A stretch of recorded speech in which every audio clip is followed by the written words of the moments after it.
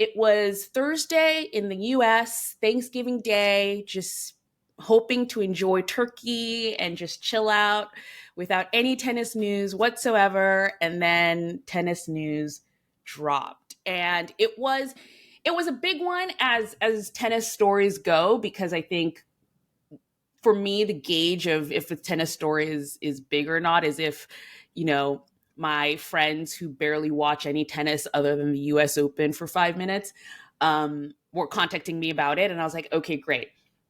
So this is what's happening. But if you did not hear, if you were living under a rock, or if you decided to put your phone away during Thanksgiving, which you should, Iga Świątek was, I don't even know how you say this, but basically she has been embroiled in a doping case. She tested positive for a banned substance sometime during Cincinnati, but she has been cleared of any charges because it was it was found that the contaminant that she tested positive for came from a prescription drug she was taking, and it was a contaminated drug. By the way, it was melatonin, which I learned through this process is like you have to have a prescription for it if you live in Poland.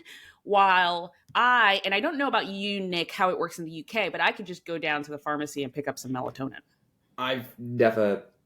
I mean, I may have had a melatonin before. I think you can get it relatively easily here. I mean, I was talking to a friend of mine who is a pharmacist yesterday, and they were like, "Oh yeah, I know what that is." So it's one of those things. Like, it's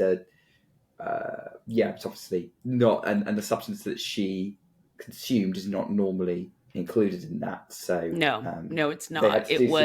They had to do some extensive investigating by the sound of it to they really had to track down what happened.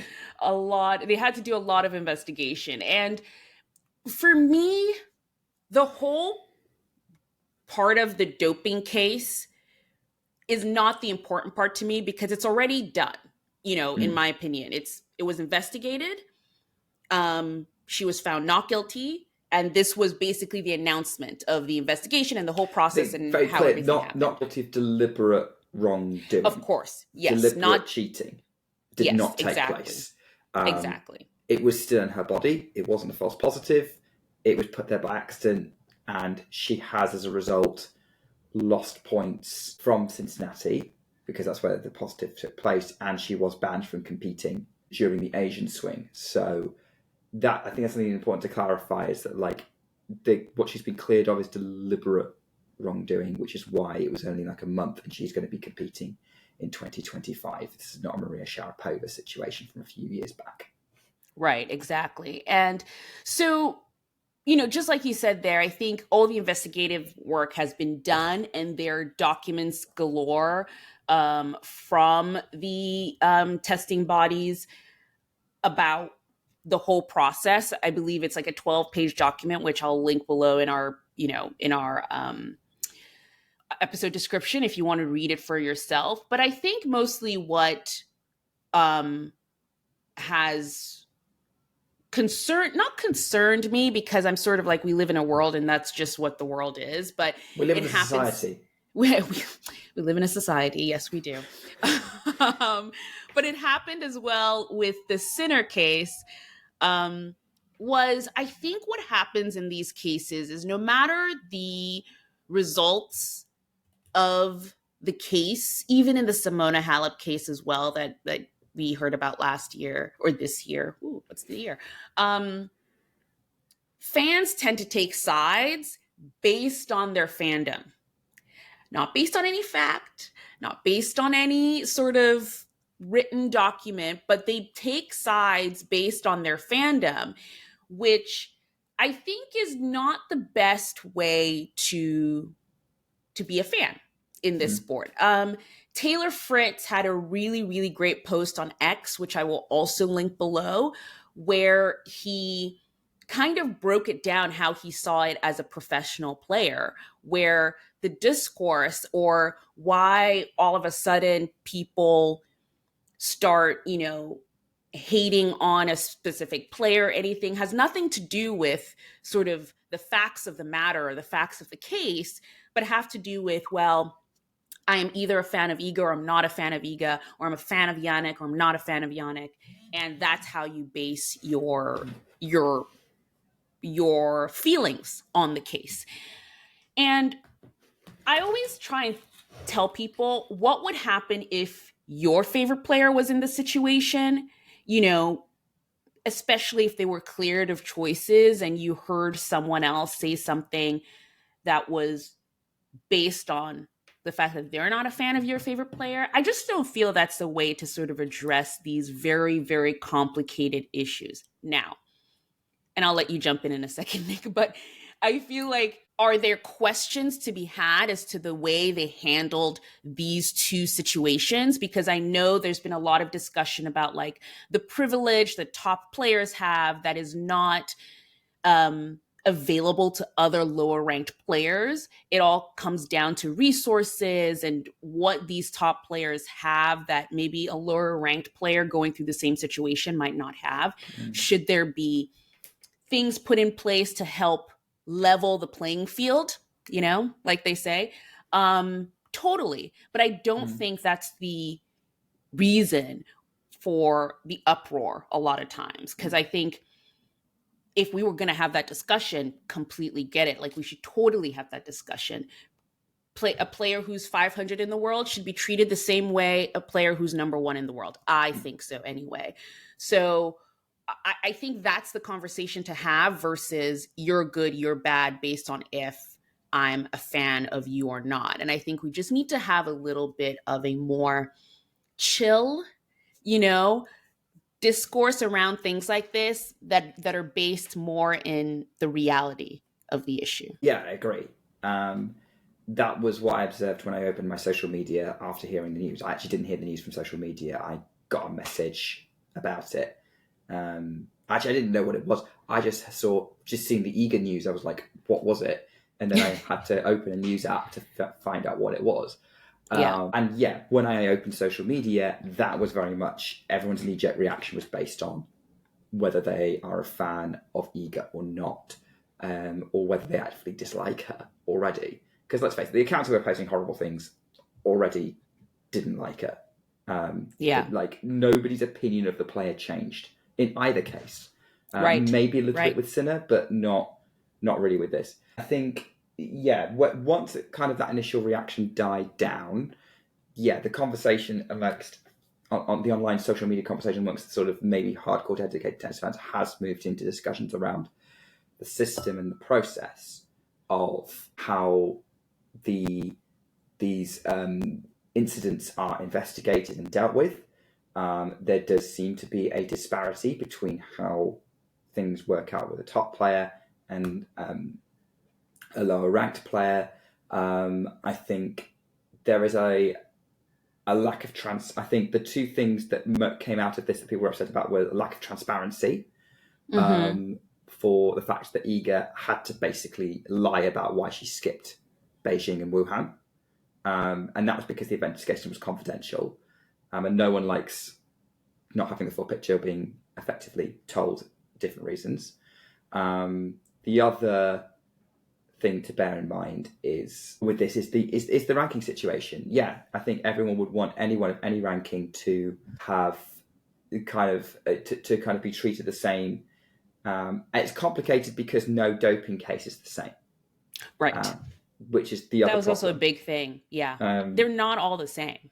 No, it's not the same. It's different circumstances every time. It's different amounts every time. It's different explanations. And yeah, I guess you're right. I mean, if you think about a legal system, which effectively this is, but in sport, any defendant is entitled to due process. Yeah. Like, you're entitled to a lawyer. If you don't have one, a court will provide one for you. That doesn't seem to exist with the ITIA. And when it's someone's career on the line, that's where things get a little bit muddy. And I think that so the Western style court system could be looked at as a way of moving forward. I think I'm happy enough with the circles that I move in. That's where the discussion has been moved to. I think for those of you who are maybe less into the sport, if you want to have this, get involved in these conversations, great. If you're not, if you just want to sit back and sort of, hey, I'm still getting into this, I still want to know who these players are when I get there. I think the only thing you need to take away from this is tennis is hot on doping of any kind, no matter how small. And if you are watching Iga Świątek or Jannik Sinner, you can be confident that they should be there and there's nothing untoward going on. As the majority, not all, but the vast majority of tennis fans feel when I've had discussions and I've sort of polled people on it.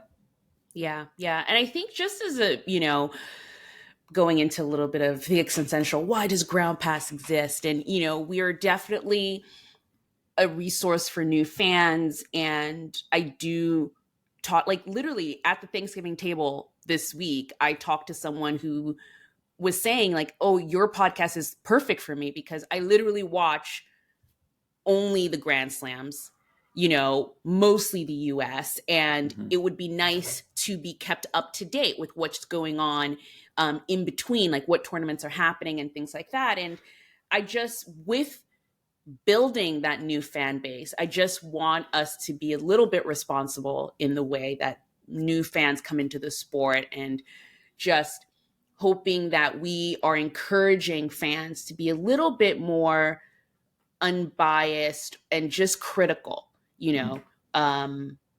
with situations like this. No need for knee-jerk reactions or that's my fave or that's not my fave. I just think calmness is great. It's a sport. It's not the end of the world. And I think we have to just go with the facts of the matter versus what we think is going on. Because just think of if you were in that situation, you know what I mean? You would want someone to just look at the facts of the situation versus what you think. And look, the two high profile cases that happened this year happened to players that we both really like. Yeah. Yep. Yeah. And it's not and I don't know, I guess maybe people might think of that and be like, oh, well, you're only saying that because you like them.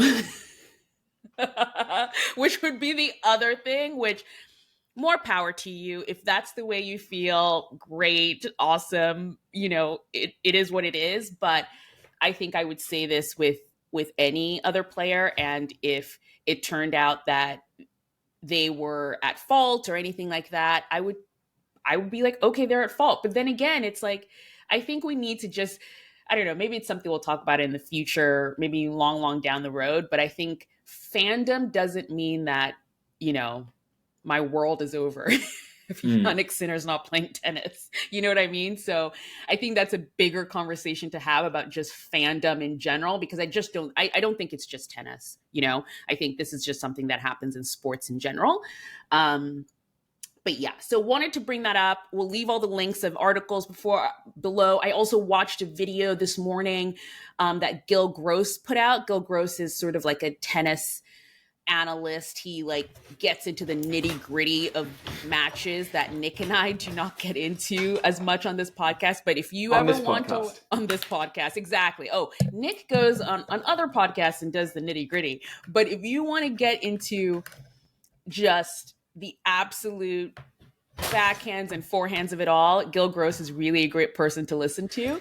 And I will leave his video below that he did on this matter, because I think it was really smart as well and really well said. Maybe said better than I could have, but yeah, definitely worth a listen.